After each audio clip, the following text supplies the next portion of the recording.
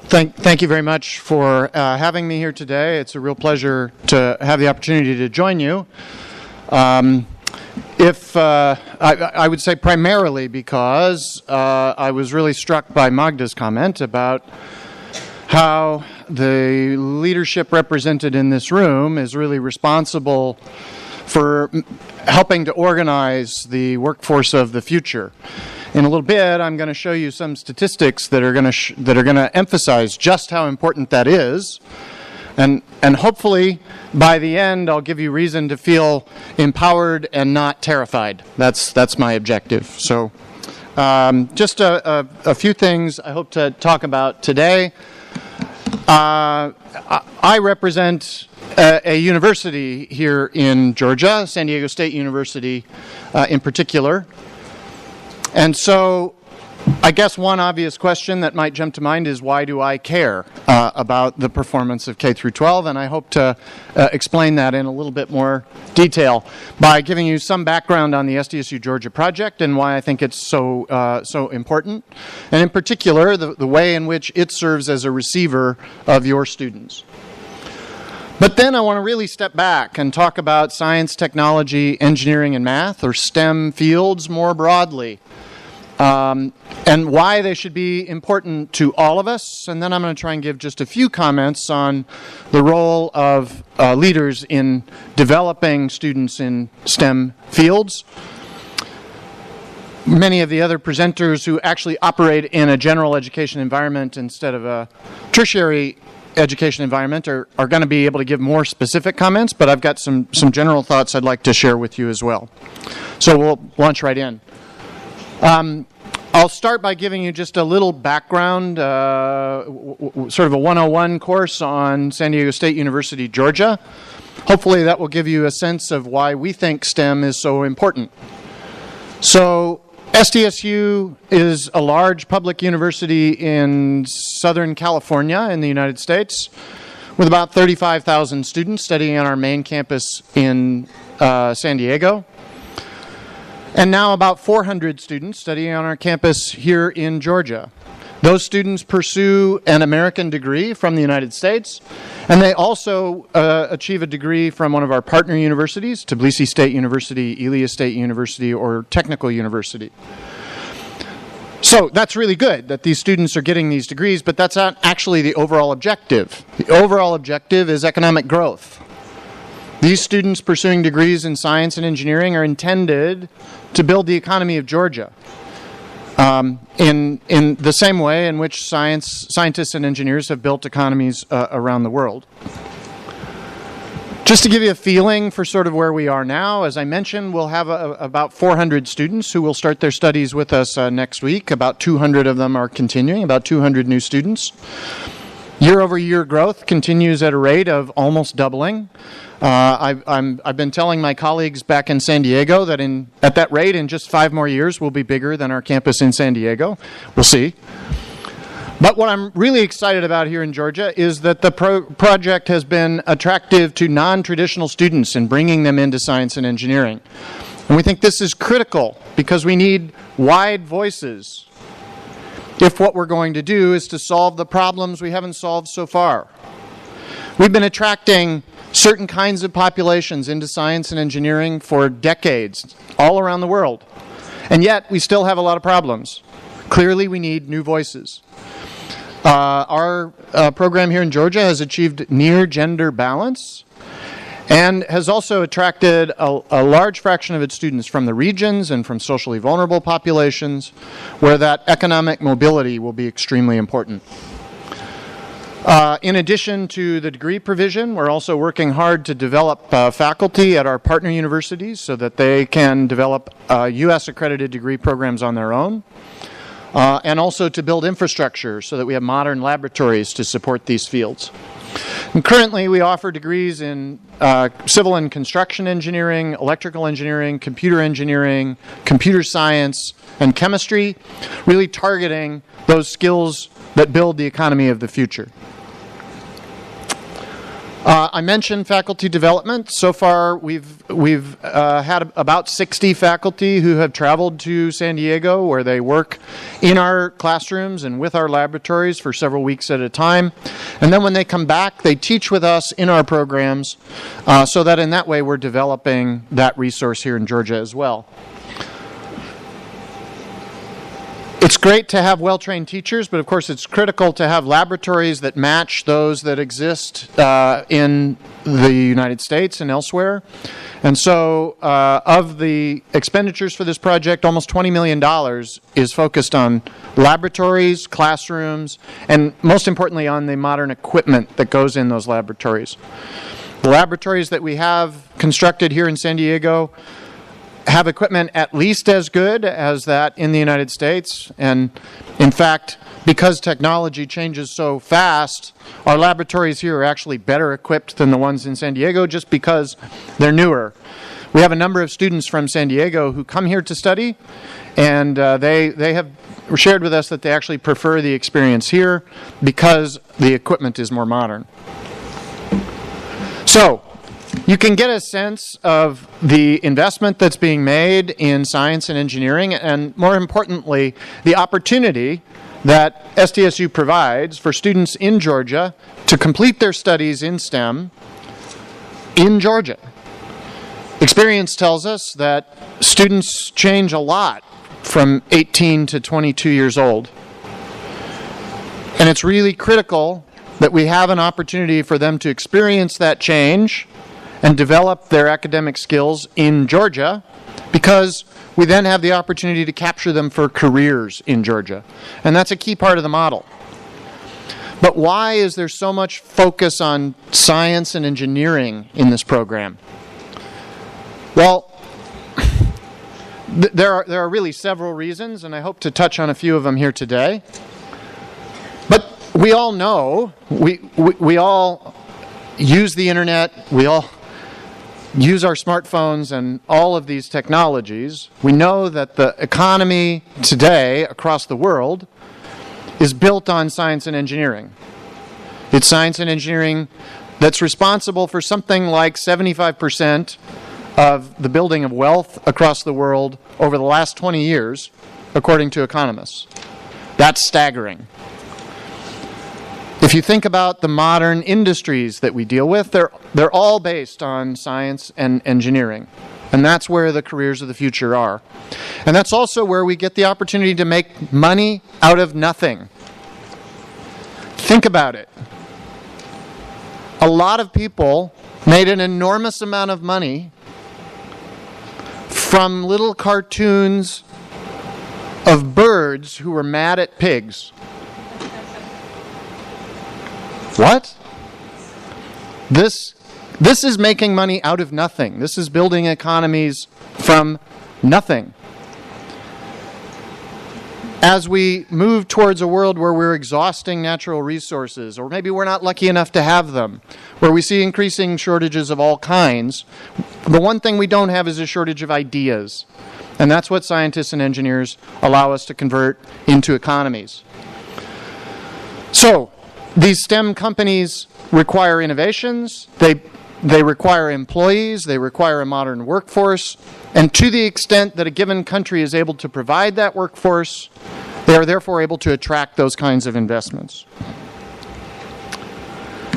But there's a bigger question here. Think about the news that we've paid attention to over the last several years.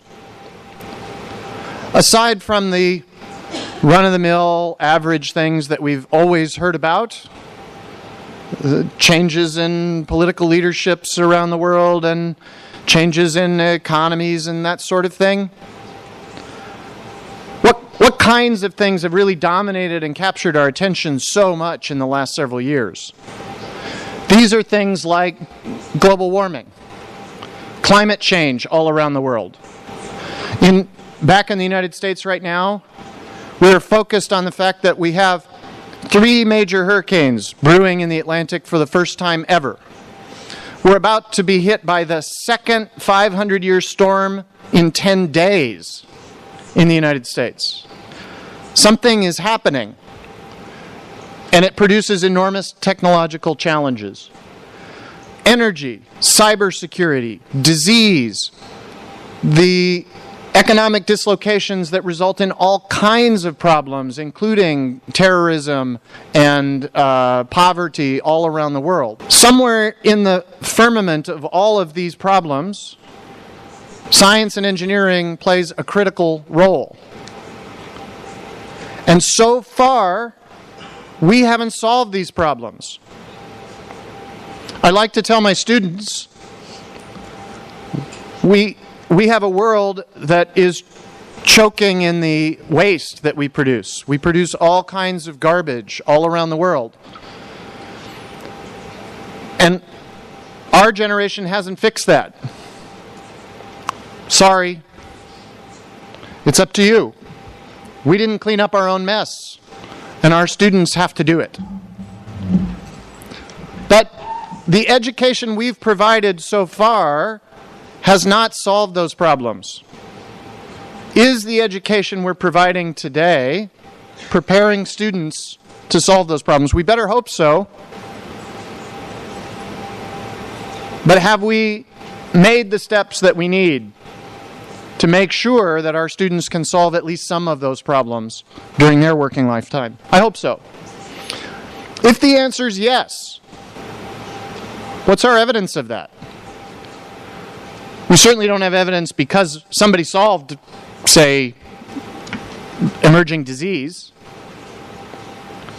We certainly don't have evidence because we know a plan forward to make sure that climate change doesn't threaten us. We think we're making changes in the right direction. But they're scientific experiments, right? And hopefully some of them will prove our hypotheses. But if the answer is no, what are we doing about it?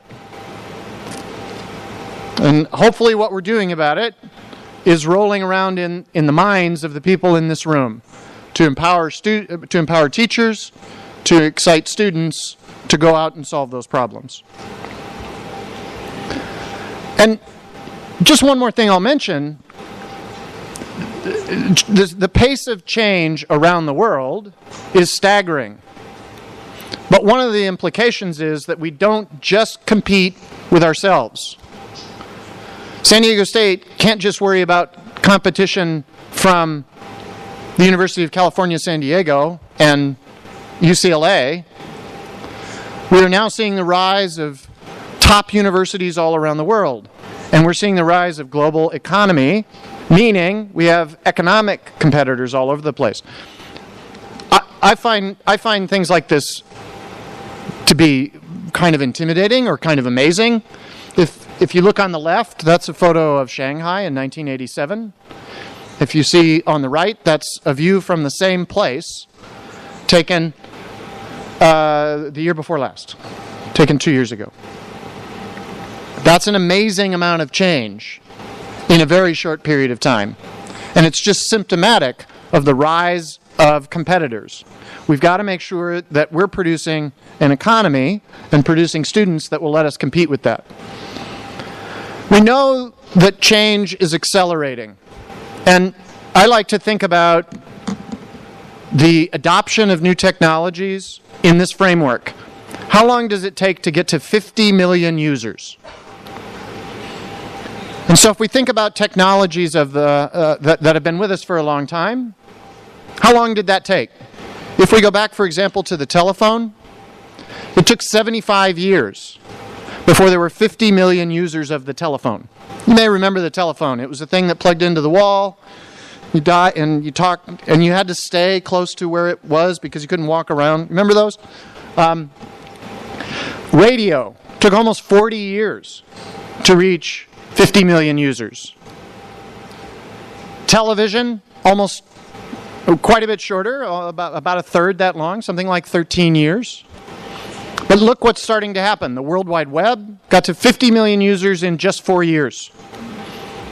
Facebook took 3.5 years to get to 50 million users. The iPod, right, it played music, another interesting old technology, took 3 years to get to that level. AOL, I'm going to come back to AOL, but AOL took 2.5 years to get to 50 million users. Angry Birds, I mentioned a couple of minutes ago, Angry Birds had 50 million users in 35 days. 50 million users of birds who were really mad at pigs, creating an enormous amount of wealth in just 35 days.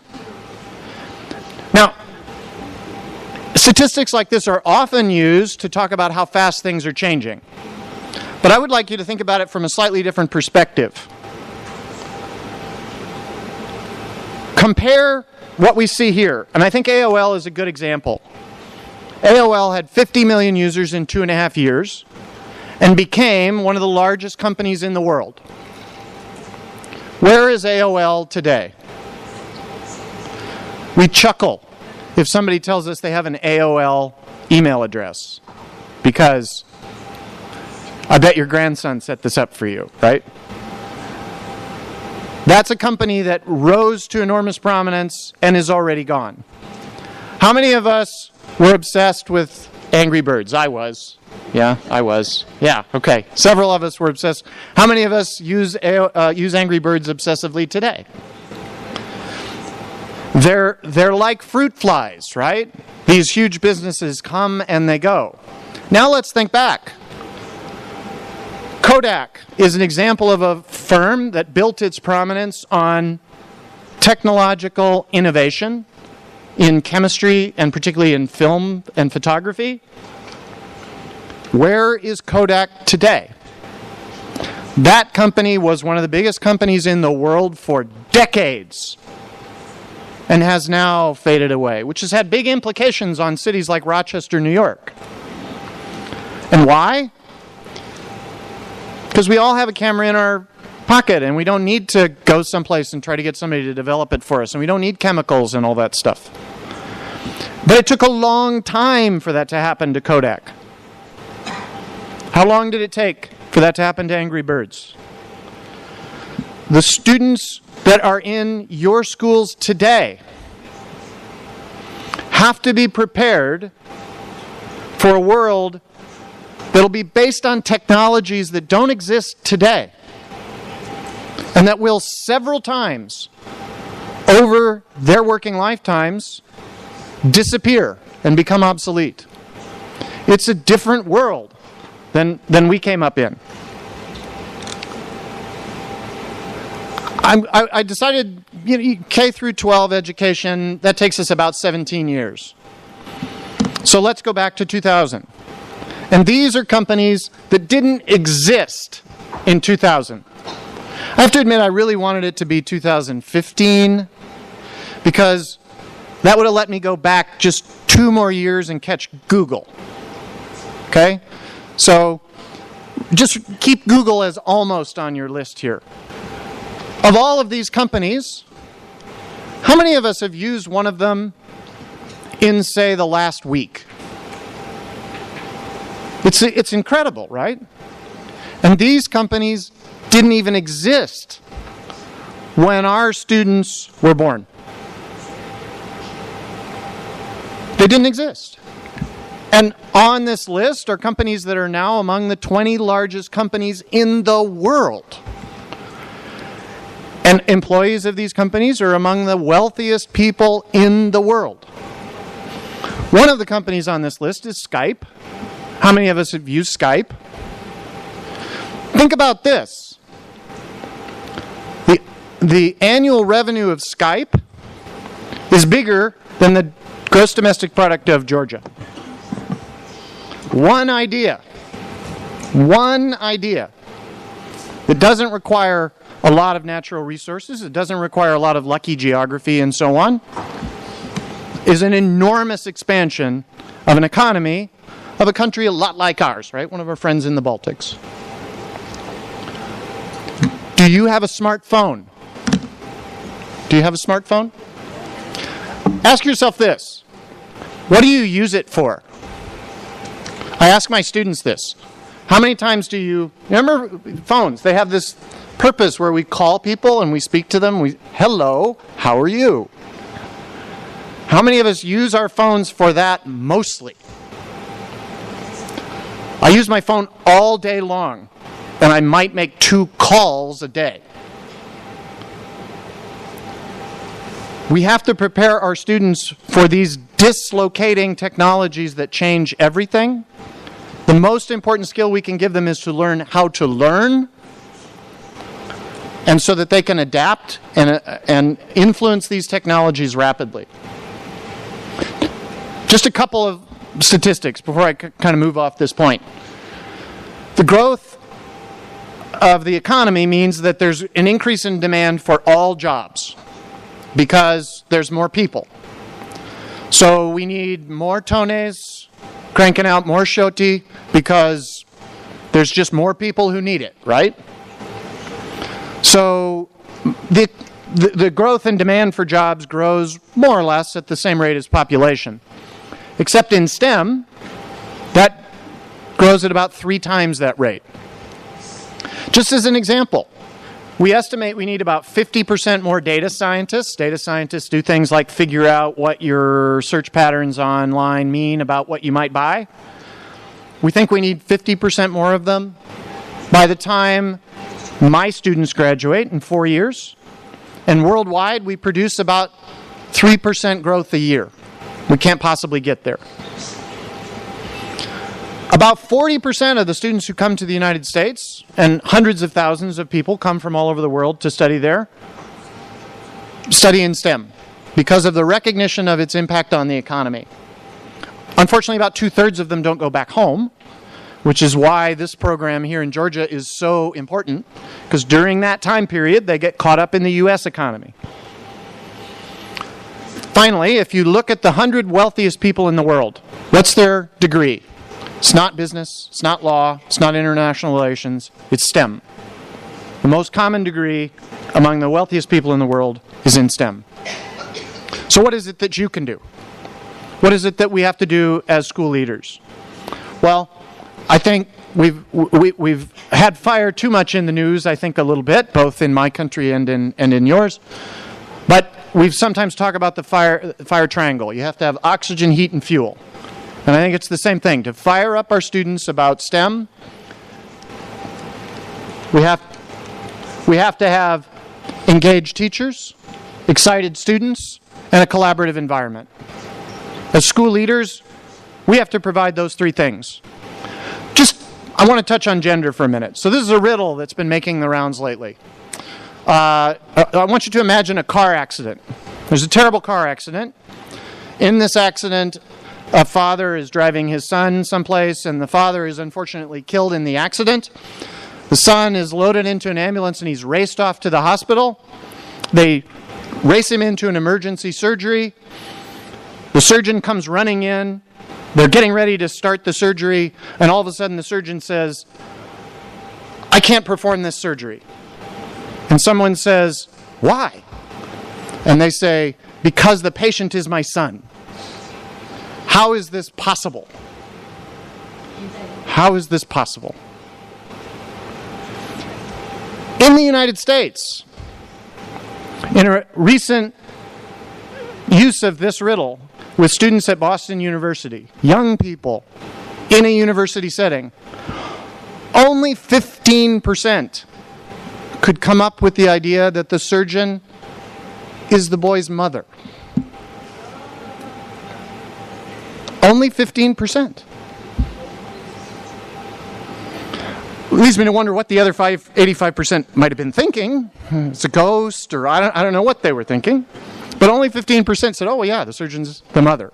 What does this tell us about our inherent bias, particularly in the STEM arena? Let's look at what this means. This inherent bias is important. If we look at university programs generally, 54% of students in the universities are women. Women are slightly larger in the overall population, too. I think it's partly because our boys do really stupid things, right? Like jump off cliffs and stuff like that. University STEM programs are a little bit less represented, only about 42%. But what's shocking is if we look at the high-tech workforce, it's only about 16% women. And these huge problems that we face have not been solved. We've got to make sure that we're messaging to the girls in our programs that STEM is a field for them. This is at a time when STEM employers have trouble finding employees. Why are we closing out half of our workforce? And when we know that STEM workers drive the global economy, we can't afford to leave anybody out.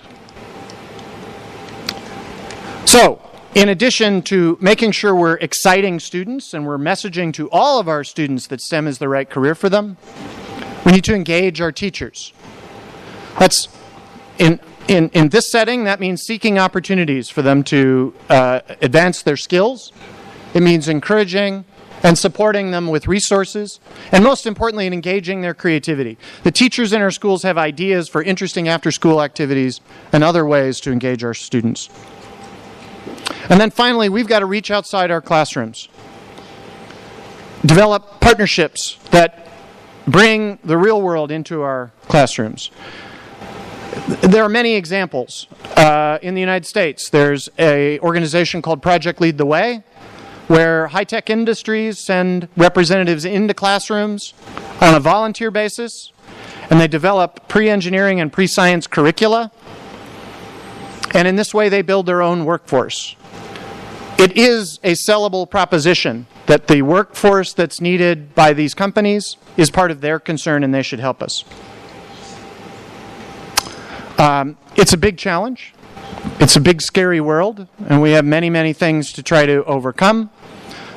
But given the speed with which we can effect change now and the creativity represented in our students, in our teachers, and in our student leaders, our school leaders, I'm certain that we can address these challenges. Thank you very much.